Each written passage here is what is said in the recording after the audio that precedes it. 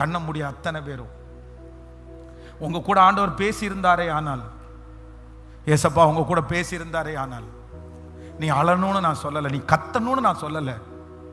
Just உன் கையை ரெண்டையும் கூப்பி, உன் கையை ரெண்டையும் ஏசப்பாட்ட கூப்பி, இவ்வளவு அன்பை அள்ளி உன் மேல அள்ளி அப்படியே கொடுக்குறான். உங்க அம்மா கூட இவ்வளவு கேரக்டர் இருக்க மாட்டாங்க, உங்க அப்பா கூட இவ்வளவு கேரக்டர் இருக்க மாட்டாங்க, உங்க அம்மா கூட உங்கள்கிட்ட இதை சொல்லியிருக்க மாட்டாங்க, உங்க அப்பா கூட இது வரைக்கும் உங்க கூட பேசிக்க மாட்டாங்க. ஆனா உன் அப்பா பேசாததை ஏசப்பா இன்னைக்கு உனக்காக பேசுறாரு. உன் மேல யாருமே இவ்வளவு கேர் எடுக்கல, அவ்வளவு கேர் எடுக்கிறாரு ஆண்டவர். உன்னை வெளியே கொண்டு வர்றதுக்கு யாருமே விரும்ப மாட்டாங்க, ஆனா ஆண்டவர் உன்னை கொண்டு வர்றதுக்கு விரும்புறாரு.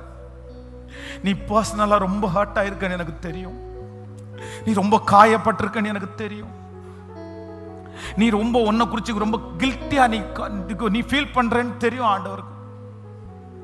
ஆனாலும் ஆண்டவர் அந்த பலனை உனக்கு தருவார், அந்த ஆரோக்கியத்தை கர்த்தர் உனக்கு தருவார். தம்பி, ஆண்டவர் அந்த ஆரோக்கியத்தை உனக்கு தருவார். எனிவே எதுவா இருந்தாலும், ஆனா ஏதோ ஒண்ணுல நீ இந்த 3 காரியத்தை மாதிரி நீ எஸ்ட்ரீம் போயிட்டே இருக்கிற. ஆனா கர்த்தர் தப்பிக்க விரும்புறாரு. சத்தத்தை கூட கொஞ்சம் உயர்த்தி ஏசப்பான்னு கூட நீங்க சொல்லலாம். என்ன தோணுதோ பரவாயில்ல. இதனால இப்ப வர்ற அவமானத்துக்காக இனி அடுத்து 10 வருஷம் தாண்டி வருகிற பெரிய அவமானத்துக்கு பரவாயில்ல. இந்த அவமானம் எவ்வளவு பரவாயில்ல, இந்த கஷ்டம் எவ்வளவு பரவாயில்ல.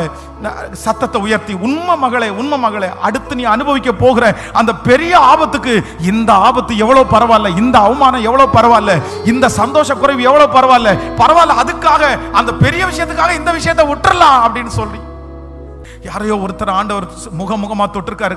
கத்தர் உங்க முகத்துல இருந்து அந்த கண்ணுல இருந்து கண்ணீர் வடிகிறத கத்தர் பார்க்கிறார். யாருக்கும் தெரியாது, உங்க அப்பாவுக்கு தெரியாது, உங்க அம்மாவுக்கு தெரியாது, உங்க கூட படுத்து கிடக்கிற தங்கச்சிக்கு தம்பிக்கு யாருக்குமே தெரியாது.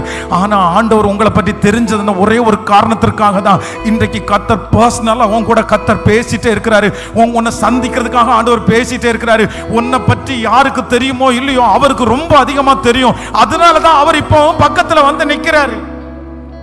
உன் மேல ரொம்ப கரிசனை. வாலிப தம்பி, நீ கூல் டிப்ப தூக்கி போட்டுறா, நீ சிகரெட்டை தூக்கி போட்டுரு, நீ போகாது, நீ ரொம்ப கஷ்டத்துல இருப்ப, நீ பின்னாடி வர்றது பெரிய ஆபத்தை நீ பெரிய ஆபத்தை சந்திப்ப. இன்னைக்கு நீ செய்கிற இந்த சின்ன காரியத்திற்காக, சின்ன சந்தோஷத்திற்காக நீ பெரிய ஆசீர்வாதத்தை நீ இழந்துருவ.